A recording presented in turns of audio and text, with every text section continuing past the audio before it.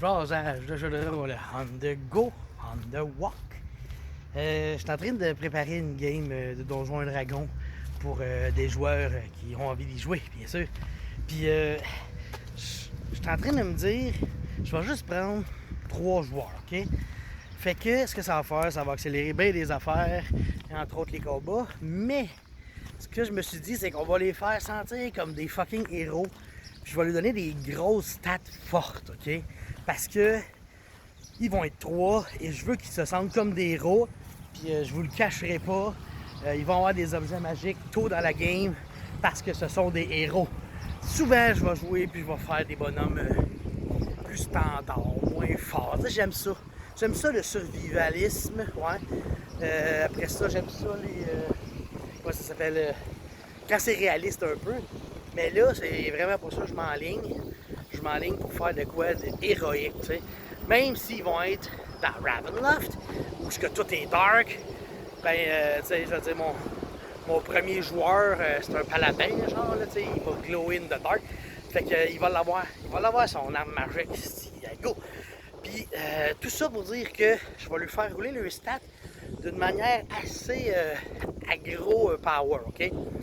Ils vont brasser tout d'un coup 24 des 6. OK? 24 des 6.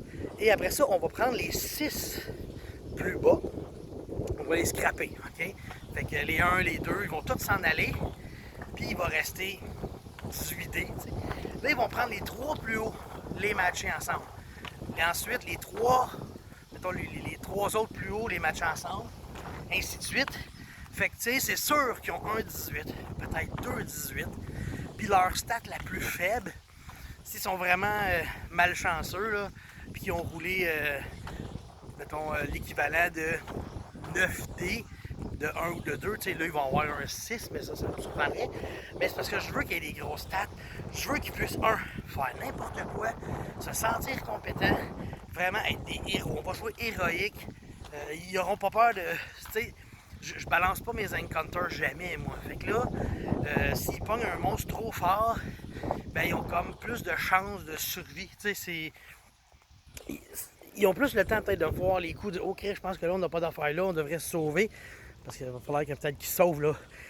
Désolé, mais tu sais, si je brasse des bébites trop fortes, c'est le random encounter, c'est pas moi qui décide, tu sais. Puis l'autre chose aussi, je vais lui donner des armes magiques parce que dans mon Ravenloft, il y en a beaucoup d'incorporels. Puis ça, tu peux pas le faire de dégâts si t'as pas d'armes magiques.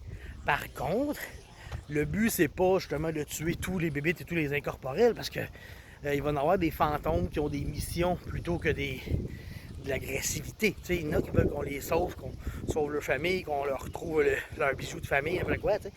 Fait que c'est ça. Moi, ma game de Ravenloft, là, j'ai un bonhomme de fête sur 3. L'autre, je devrais le faire à la fin du mois. Puis, dernier joueur, dès que j'y demande, il est prêt à le faire. S'il va camper devant chez nous pour le faire, il n'y a pas de trouble.